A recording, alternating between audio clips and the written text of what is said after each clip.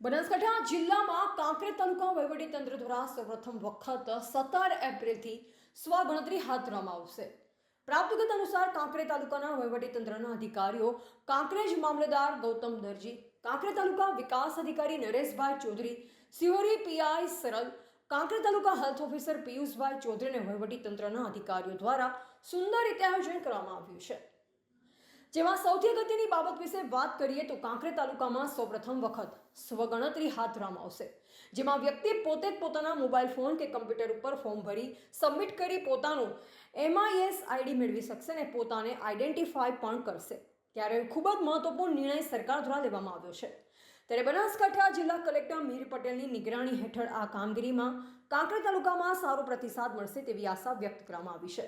ત્યારે કાંકરેજ તાલુકા વહીવટીતંત્રના અધિકારીઓ દ્વારા તાત્કાલિક અસરથી સ્વગણતરી હાથ ધરવામાં આવશે, જેમાં 17 એપ્રિલથી 31 એપ્રિલ સુધીમાં ટાર્ગેટ પૂર્ણ કરવા માટે કાંકરેજ તાલુકા વહીવટીતંત્ર દ્વારા નિર્ધાર કરવામાં આવ્યું હોવાનું જાણવા મળ્યું છે।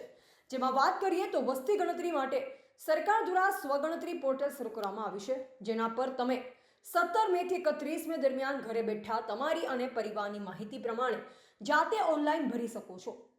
તમે સત્તાવાર ભારત સરકાર વસ્તી ગણતરી પોર્ટલની મુલાકાત લઈ તમારી વિગતો ભરી શકો છો। સ્વગણતરી માટેના સ્ટેપ્સ: લોગિન, સત્તાવાર ભારત સરકાર વસ્તી ગણતરી પોર્ટલ પર જાઓ, તમારા મોબાઈલ નંબર દ્વારા રજીસ્ટ્રેશન કરી OTP મેળવી લોગિન કરો। સ્થાનની વિગતો: તમારું રાજ્ય, જિલ્લો અને સ્થાન પસંદ કરો। ડિજિટલ નકશા પર લાલ માર્કરની મદદથી તમારા ઘરનું ચોક્કસ સ્થાન દર્શાવો।